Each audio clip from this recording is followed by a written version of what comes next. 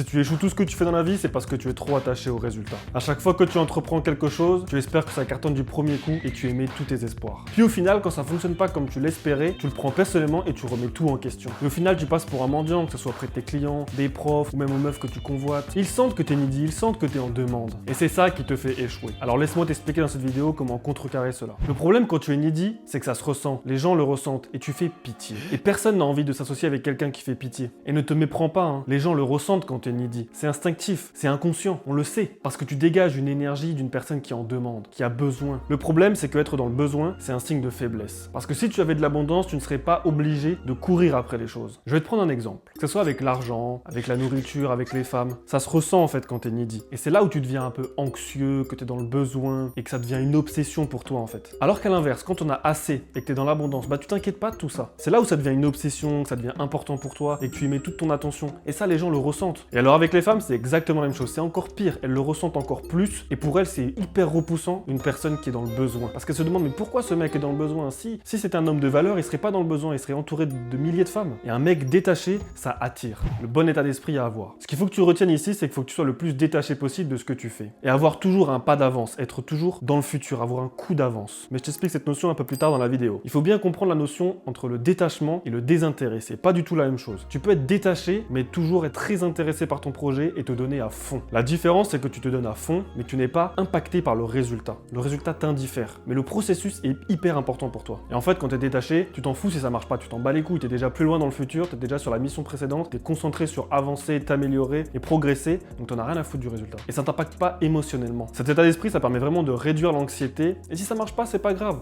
Et si ça marche, tant mieux en fait. Tu prends que le positif. Mais t'es pas anxieux sur le résultat, la peur de la mauvaise note. Tu vois ce que je veux dire? Tu prends le positif quand ça vient et le reste, tu t'en fous. Et en fait, la réussite va venir avec ton détachement des résultats à court terme. C'est comme ça que tu vas réussir, quand tu vas lâcher les résultats à court terme et te concentrer sur le futur et sur ta progression, sur ton amélioration. Privilégie le processus au résultat. Le plus important, c'est le processus, pas le résultat instantané. Si tu cherches trop le résultat, c'est là que tu vas faire de la merde. Si tu veux réussir, il faut te concentrer sur le processus, sur les actions qui vont te permettre de réussir. Le problème, c'est que si tu es attaché au résultat, c'est là où tu vas faire de la merde et tu vas être émotionnellement attaché. Ça va te bloquer parce que tu vas avoir peur d'échouer et tu ne vas pas agir comme il le faut. Alors qu'à contrario, si tu es détaché, tu te concentres sur l'amélioration continue et c'est ça qui va te faire réussir. Toujours être meilleur. Je te donne un exemple. Moi, mes vidéos, au début, c'était nul à chier. Mais je me concentre sur le fait de toujours faire des meilleures vidéos chaque semaine. Maintenant, depuis un mois, j'essaye de faire en sorte que chaque vidéo soit meilleure que les suivantes. Je fonctionne par bloc de 3 vidéos. Et l'objectif, c'est que les 3 vidéos suivantes soient meilleures. J'améliore quoi? Ça peut être la voix, ça peut être le son, ça peut être le cadrage, ça peut être le montage, ça peut être le dynamisme. Et je m'efforce chaque semaine de faire en sorte que ce soit mieux que la semaine précédente. Et je m'en fous du résultat. Si le résultat il est pourri, si la vidéo elle bide, j'en ai rien à foutre. Si la vidéo elle fait 4 vues, je m'en branle. Mais l'important c'est qu'elle fasse un petit peu plus chaque semaine. Et c'est ce qui se passe. Parce que je suis concentré sur l'amélioration de mes vidéos. Et donc ce que je fais, c'est que j'analyse rapidement pourquoi ça n'a pas fonctionné, qu'est-ce que j'aurais pu améliorer, et je passe à la suite. Et je m'en fous que ça bide ou que les vidéos soient pas parfaites. Ce qui m'intéresse, c'est que chaque semaine, mes vidéos soient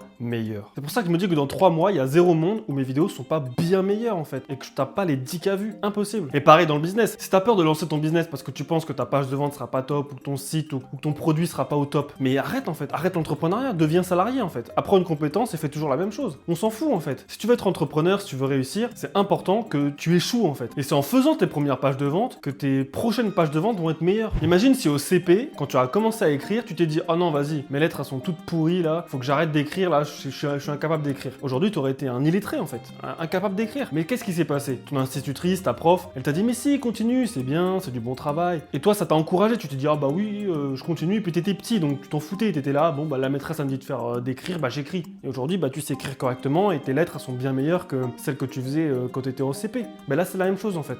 Tu te souciais pas du regard des autres, tu te souciais pas de tout ça. Tu te souciais juste de faire bien pour que la maîtresse soit contente. Et tu continuais, aujourd'hui tu sais bien écrire. Faut bien comprendre que l'échec fait partie de la réussite. Bon maintenant concrètement comment être détaché? Parce que c'est quand même ce qui compte. Comment faire les choses? Ici on aime bien sur cette chaîne dire les termes, donner des actions qu'on puisse mener tout de suite. Tu connais sûrement la phrase fake it until you make it. C'est exactement ça que tu dois faire. Joue le mec qui a l'abondance, qui a déjà tout, qui a déjà réussi, qui a déjà 200 000 abonnés, qui a déjà plein de meufs, qui a déjà plein d'argent, qui est riche, qui gère en fait. Et agis comme tel, pense comme tel. Fais comme si t'avais déjà gagné en fait. Fake it until you make it. Deuxième chose, toujours avoir un coup d'avance dans la vie. Moi par exemple, les vidéos, j'ai toujours 3 vidéos d'avance, c'est-à-dire une semaine d'avance. Les vidéos qui sortent actuellement, moi je suis déjà à 3 vidéos plus loin et donc je suis détaché des vidéos que je viens de sortir là à l'instant. La vidéo que tu vois là, j'en ai rien à foutre du résultat pratiquement. Parce que je suis déjà la semaine prochaine, je suis déjà aux vidéos suivantes. Je suis déjà en train de faire le montage des prochaines vidéos. J'ai pas le temps de m'attarder sur le résultat, si ça a bidé ou si ça a marché. Si ça bide, tu m'en bats les couilles, tant pis. Bon, bah je l'analyse. Ok, ça c'était pas bon, ça c'était pas bon. Prochaine vidéo,